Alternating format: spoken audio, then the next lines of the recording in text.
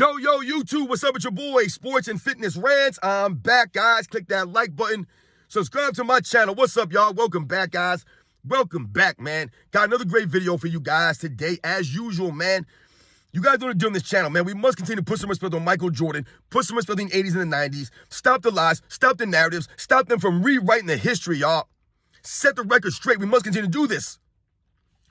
And in this video, I want to talk about the 1993 NBA Finals, and I want to talk about Michael Jordan and his performance in the 1993 NBA Finals. And a lot of people do not realize some of the things about the 1993 NBA Finals and how close that series really was.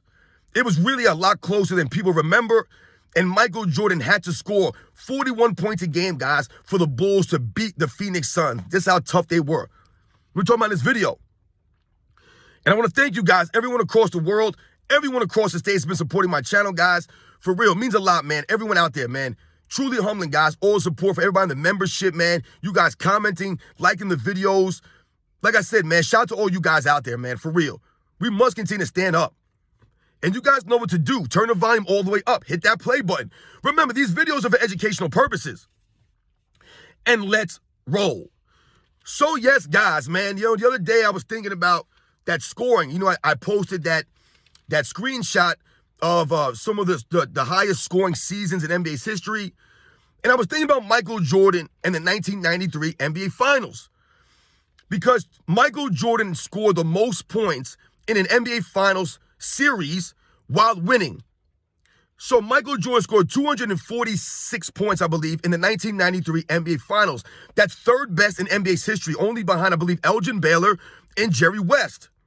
However, when Elgin Baylor and Jerry West scored their points, I believe Baylor had like 280-something and West had 260-something maybe in the finals. The years that they accomplished these feats were in losses against the legendary Boston Celtics in the NBA Finals. Now, that doesn't take anything away from their great performances, but when I tell you guys that Michael Jordan scored the most points in NBA Finals while winning, those are the facts. So Michael Jordan's 246 points is the most amount of points scored by a player in a series while leading his team to the victory. However, when we think about the 1993 NBA Finals and we think about Michael Jordan averaging 41 points a game, right, guys? I mean, an insane amount of points a game. Still to this day, that's the NBA record for the highest average in an NBA Finals. A lot of people don't realize, right, that Michael Jordan literally had to average those points. He literally had to do it. And why do I say that? If you guys remember, the Phoenix Suns in 1993 were the #1 scoring team in the NBA that season. I believe they averaged 114 or 113 points per game, right? The #1 offense in the NBA, guys, the highest offensive rating and the most points per game in the NBA that season. When we think about that notion, right, that goes to why Michael Jordan had to average a historic amount of points against that team. This team was deep. When I talk to you guys about Michael Jordan's competition in the NBA Finals, what do I always tell you guys? It's not just about the names on the back of the jerseys. It's about the depth of these teams, the talent from top to bottom. These teams were deep, right? So when you think about Charles Barkley and Kevin Johnson and Dan Marley, Danny Ainge, Richard Dumas, Tom Chambers, Mark West, Oliver Miller, the Phoenix Suns were like 7, 8, 9 guys deep, man. That's how they were. So when you think about the Bulls were not as deep. The Bulls were maybe 5 guys deep, 6, 7 guys deep. You had Jordan, then Pippen, and Horace Grant, Armstrong, Paxson, Scott Williams, and I believe Bill Cartwright were the only players to play more than 10 minutes a game in the finals.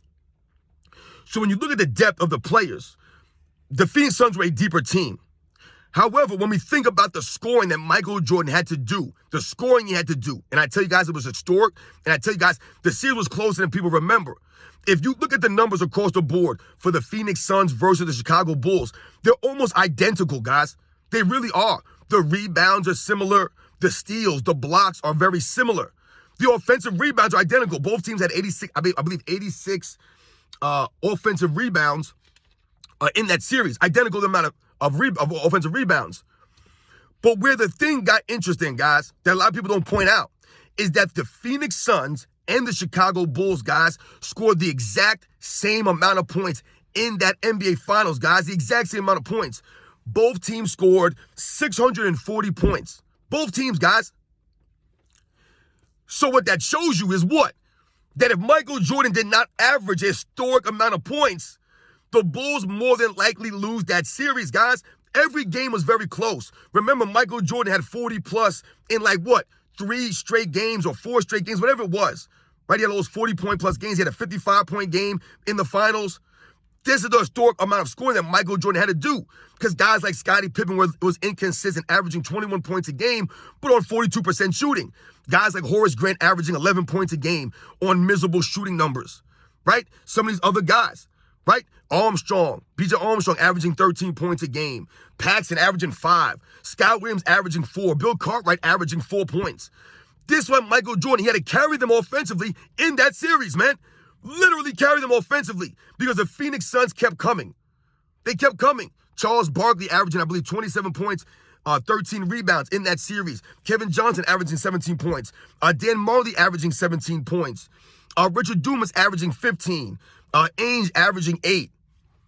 Chambers averaging 6. Mark West averaging 6. This was a very deep team, the Phoenix Suns, guys. Like I said, they were the highest scoring team in the league that season. The number 1 rated offense, guys. The number 1 rated offense. They scored the exact same amount of points, 640 for both teams. So if Michael Jordan averages 35 points a game, which is still historic, if he averaged 35 points a game, 37 points a game, the Bulls lose the series, guys. Think about that for a second. Michael Jordan literally had to average 40 plus for the Bulls to win that series. We think about Game 6. Remember, at the end of Game 6, before John Paxson hits that shot that a lot of people try to say was saved Michael Jordan, which we all know is not true, was Game 6. But when we think about before that shot, remember, I always told you guys, Michael Jordan was the only Chicago Bulls player to score in the fourth quarter of that Game 6. He was the only player.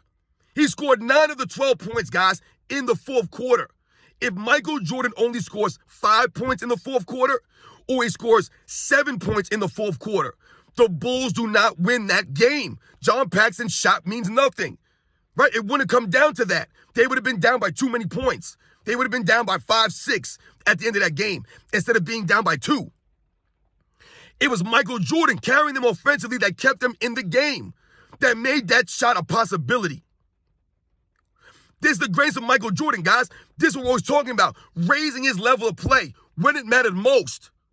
And when it mattered most in the NBA Finals in 1993, Michael Jordan scored a basket. He closed those games out.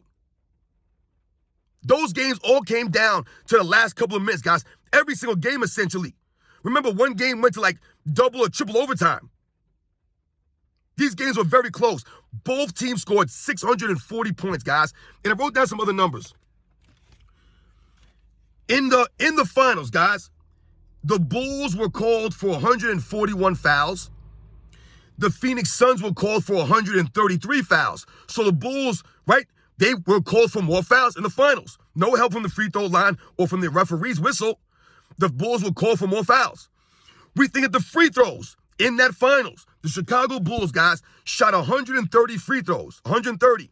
The Phoenix Suns shot 161. 161. 31 more free throws, guys, than the Chicago Bulls. They take it a step further. The Bulls, who shot terribly from the free throw line in that series for whatever reason, they did not shoot good as a team. Michael Jordan, I believe, shot 69% from the free throw line in that series. If you guys remember, Michael Jordan was dealing with a wrist injury in that series. Another thing that people don't talk about, and they say that affected his free throw shooting, the wrist injury. If you notice Michael Jordan in the 1993 NBA Finals, you can see him trying to tweak on his free throw routine in that finals because he was missing them.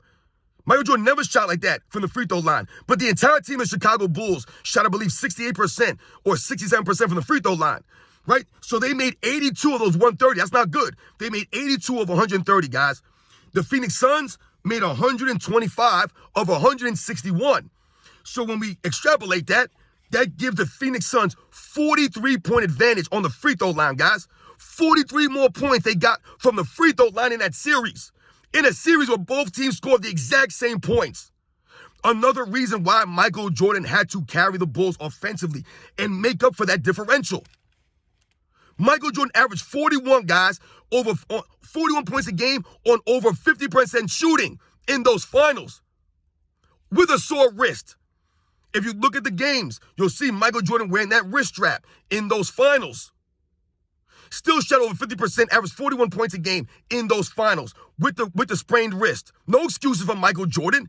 He didn't come to the post-game press conference and make excuses or cry and moan. None of that stuff. Michael Jordan went out there and raised his level of play to a level that Charles Barkley couldn't get to.